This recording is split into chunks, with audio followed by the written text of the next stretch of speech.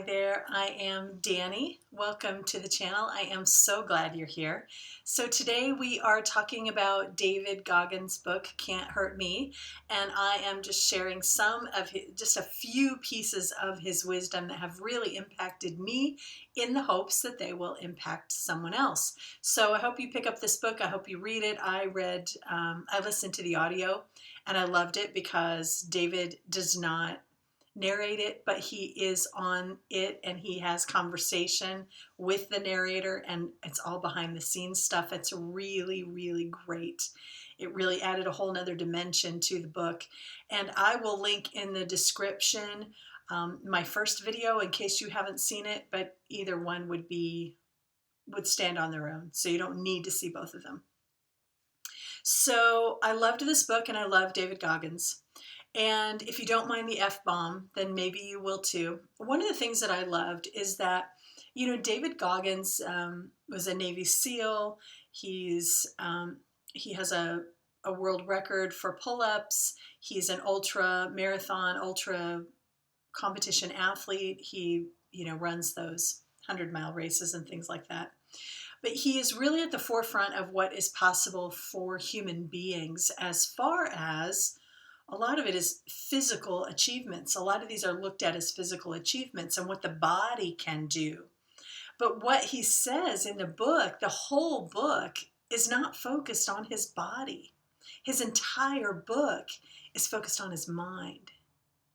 And I love that because anytime he's doing something, he's not talking about he is talking about the physical training and stuff that he's doing, but not in detail. And he doesn't have these elaborate programs and things like that. He does like the easiest thing you could do, the most direct, straightforward thing you could do from A to B.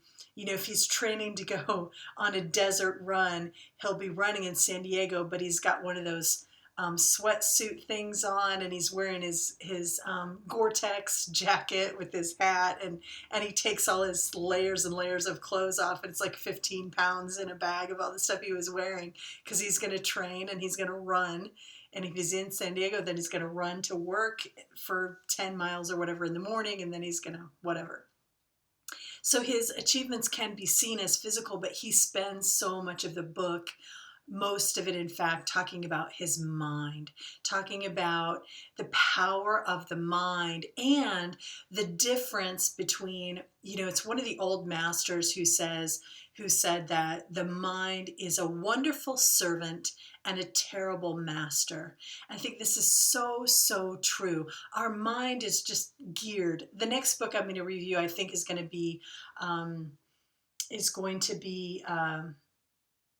the Becoming Supernatural by Joe Dispenza. Sorry for the delay there. Becoming Supernatural by Joe Dispenza. He's a brain scientist and he breaks down so much of this. But David is so good at this, and he basically has a 40% rule. He says whenever your body and your mind too when you think your body's ready to quit and your mind is trying to talk you into stopping, you're at about 40%. That's what he thinks. I'm thinking maybe 40% to you. But anyway, the stuff that he teaches is universal, not just to anyone who wants to be an elite athlete. It's completely universal, and it is all about the power of the mind. And I truly, truly believe that anything we accomplish, we have to accomplish through this mechanism that we have that is kind of running the show, which is our mind. And only 5 to 10% of it is our conscious mind, and all the rest of this is subconscious. But so much of what he's doing speaks to the subconscious part as well.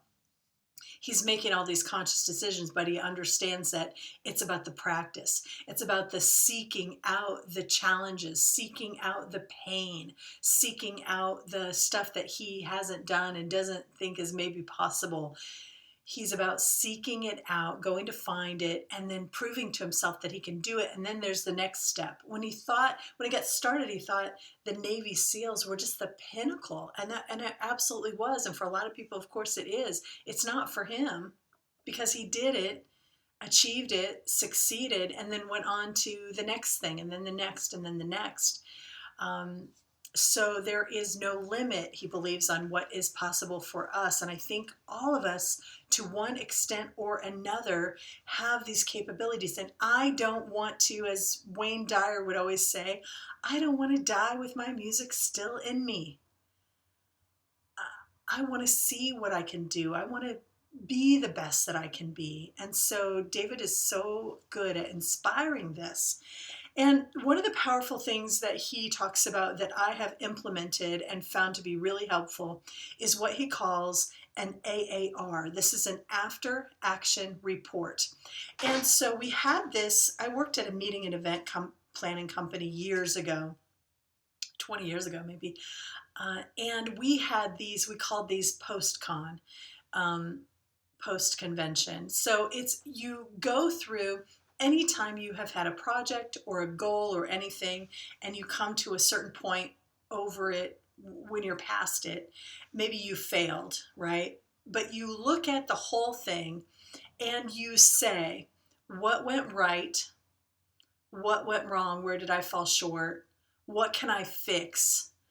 And so, but it's this exercise that is just, if you don't make it a priority and specifically do it, then you can miss so many of those lessons. Like, we know life is teaching us lessons all the time. So many of the trials that we go through and everything are indeed lessons if we choose to look at it that way. I'm not saying it's all intended that way, because nobody knows for sure what this life is about.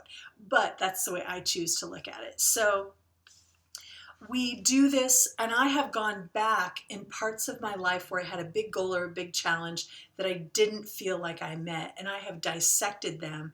And so it is, what went well, how did I handle the failure? So what didn't go well, and how did I handle it? So at each point he goes through his mindset, and he can see, well, oh, I went wrong with this because my mind was saying this and I didn't have an answer. And one of the things he says we will all do is, as soon as things get really hard, he does this again and again and again in his book. When things get really hard, we say, why the am I doing this? Why in the world am I doing this? Why am I putting myself through this? So he's saying, you better have a good answer.